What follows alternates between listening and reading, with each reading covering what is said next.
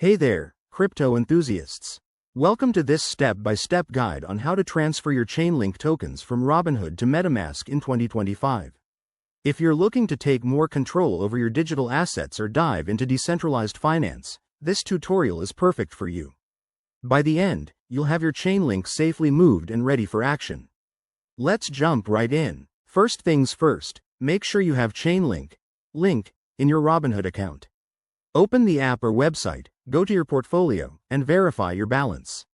Remember, Robinhood is great for beginners, but for advanced crypto management, MetaMask is a must-have wallet. Next, set up your MetaMask wallet if you haven't already. Download the extension for your browser or the app for your phone. Once installed, create a new wallet or import an existing one using your seed phrase. Don't forget to secure it with a strong password and back up your recovery phrase. Crypto security is no joke. Now, for the transfer. In Robinhood, navigate to the Chainlink asset, select Withdraw, and choose to send it to an external wallet.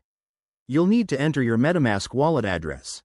To get that, open MetaMask, switch to the Ethereum network, since Chainlink is an ERC20 token, and copy the address from the top of the screen. Before confirming, double-check everything. Paste the address carefully to avoid costly mistakes. Crypto transactions are irreversible.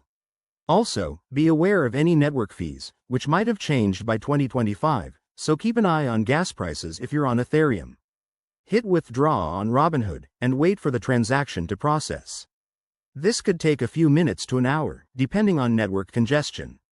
Once it arrives in MetaMask, you'll see your Chainlink balance update, success. A quick tip. Always use the official MetaMask app to avoid scams.